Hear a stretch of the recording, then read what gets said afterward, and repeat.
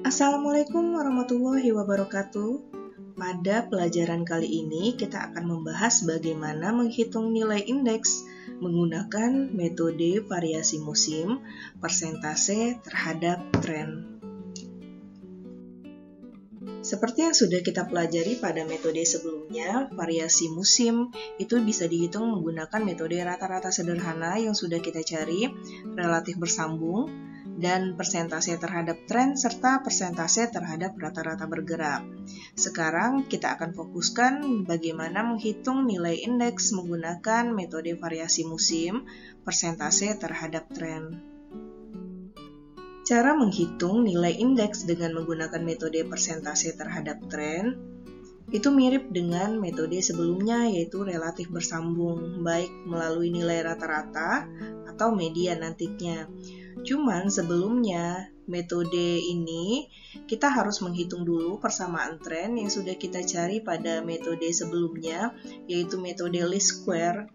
Itu kita hitung dulu nilai prediksi penjualannya dengan menggunakan persamaan tren Y sama dengan A ditambah BX. Sesudah kita hitung nilai persamaannya, kita hitung nilai tren penjualannya tiap periode per tahun.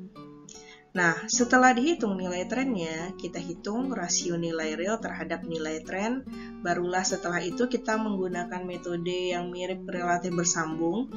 Dari nilai rasio tersebut yang sudah dihitung, kita hitung nilai indeks musimannya, bisa menggunakan rata-rata atau bisa menggunakan median.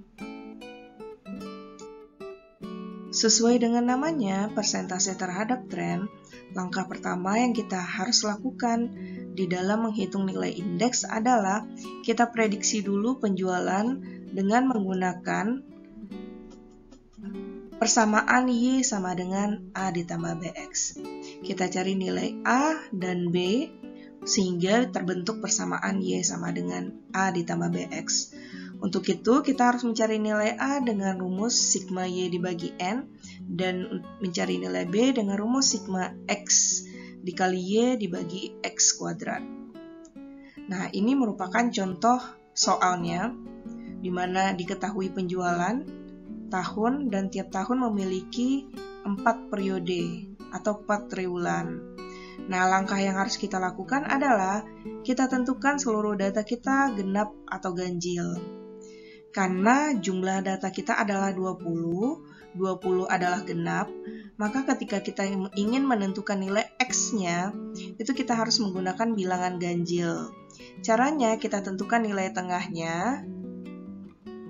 Nilai tengahnya adalah di periode di nomor 10 sama 11. Nah, ketika kita punya bilangan genap, jumlah datanya genap, untuk X-nya kita gunakan ganjil. Ketentuannya, nomor yang atau tahun yang paling lama itu kita gunakan nilai negatif dan tahun terbaru kita gunakan nilai positif. Nah, karena di sini 2016 ke bawah, 2017, 2018 itu tahunnya semakin terbaru dan semakin ke atas itu tahunnya semakin lama. Karena itu yang di atas kita letakkan -1 dan yang di bawahnya langsung kita letakkan 1. Berikutnya itu akan bertambah sesuai dengan deretan bilangan ganjil sampai di nomor 20 atau tahun 2018 periode keempat. Nah, langkah selanjutnya adalah kita ingin mencari nilai A, rumusnya sigma Y dibagi N. Sigma Y merupakan penjualan, jadi penjualannya kita jumlahkan adalah 797. 797-nya dibagi sama jumlah datanya 20, maka dapat nilai A-nya 39,85. Untuk mencari nilai B selanjutnya adalah sigma X dikali Y, karena itu kita perlu kolom tambahan di mana X dikalikan sama Y. Min 19 dikalikan sama 40, jadi dapatnya adalah min 760. Cara selanjutnya sama sampai ke bawah, dan ini dijumlahkan jadi sigma X dikali Y adalah minus 73. Minus 73 ini kita masukin ke sini, dibagi sama X kuadrat. Karena itu kita harus mengkuadratkan nilai X. Min 19 itu dikuadratkan dapatnya 361, min 17 dikuadratkan adalah 289. Seluruh nilai dijumlahkan jadinya 2660. Dapat 2660 itu kita pindahin ke sini. Jadi nilai B kita adalah minus 0,027. Setelah dapat nilai A dan B, kita bisa tentukan persamaan tren kita. 39,85 dikurang 0,027. 0,027 merupakan nilai B dikurang karena nilainya minus. Nah, 39,85-nya merupakan nilai A. Berdasarkan persamaan tren ini, kita bisa menghitung langkah kedua, yaitu menghitung prediksi penjualannya per tahun. Jadi baru prediksi penjualan, belum nilai indeksnya. Kita masuki langkah kedua. Setelah kita hitung persamaan kita merupakan 39,85 dikurang 0,027x, maka persamaan itu dimasukin lagi untuk menghitung tren penjualan per periodenya. Jadi untuk periode pertama di tahun 2014, 39,85 dikurang 0,027 dikalikan nilai X-nya. Nilai X-nya minus 19, maka dimasukin ke sini. Dapatnya adalah 40,36. Untuk 2014 periode kedua, caranya persamaannya kita masukin lagi 39,85 dikurang 0,027 dikalikan minus 17. Maka dapatnya adalah 40,31. Cara mencarinya sama sampai selanjutnya, tinggal dimasukin aja nilai X-nya ke dalam rumus tren penjualannya. Setelah kita menghitung nilai prediksi penjualan ini, baru kita bisa mencari langkah selanjutnya. Langkah ketiga adalah kita hitung rasio nilai real terhadap nilai trennya.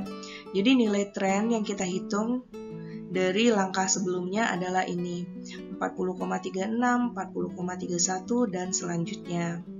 Nah, yang kita hitung sekarang adalah rasio nilai real terhadap nilai tren. Caranya gampang, penjualannya pada periode tersebut dibagi sama tren penjualannya. Maka di sini adalah 40 dibagi 40,36 dikali 100. Jadi rasio nilai real terhadap nilai trennya adalah 99,1. Untuk tahun 2014 periode kedua, caranya sama, penjualannya 54 dibagi 40,31 dikalikan 100, jadi dapatnya adalah 133,97. Untuk tahun 2014 periode ketiga, caranya 33 dibagi 40,26 dikali 100 dapatnya 81,98. Cara mencarinya sama sampai selanjutnya.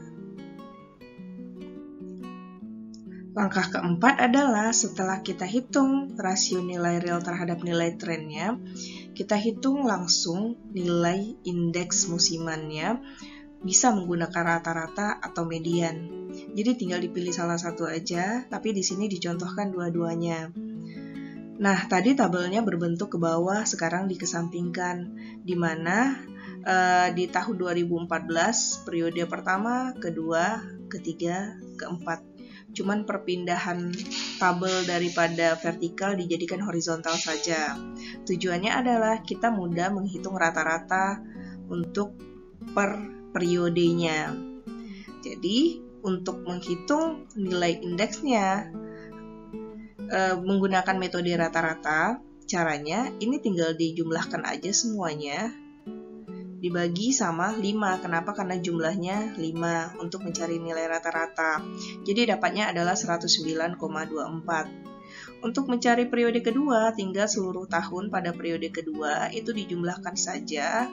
Jadi dibagi 5, dapatnya adalah 139,96. Langkah selanjutnya sama, tinggal dirata-ratakan semuanya. Ini merupakan nilai akhir atau nilai indeks dengan menggunakan metode rata-rata. Nah, sekarang kita coba ketika menggunakan nilai median atau nilai tengah, caranya adalah kita harus urutkan dulu angkanya berdasarkan yang terkecil hingga yang terbesar. Jadi ini diurutkan dan dipilih nilai tengahnya. Karena datanya ada 5, itu kita langsung pilih nilai tengahnya 109,6. Nah, ini diurutkan dulu. Yang periode kedua diurutkan dulu semuanya dari yang terkecil hingga yang terbesar. Maka yang nilai tengah itulah kita jadikan sebagai median. Langkah selanjutnya sama hingga periode keempat. Demikianlah cara perhitungan nilai indeks menggunakan metode persentase terhadap tren. Yang harus diperhatikan adalah ketika kita ingin menentukan persamaan Y sama dengan A ditambah BX, jangan lupa perhatikan jumlah datanya genap atau ganjil. Setelah itu baru dihitung nilai persentase terhadap tren, baru sehabis itu bisa dihitung nilai rata-rata atau mediannya sebagai nilai indeks atau nilai akhir yang kita gunakan di dalam perhitungan ini. Assalamualaikum warahmatullahi wabarakatuh.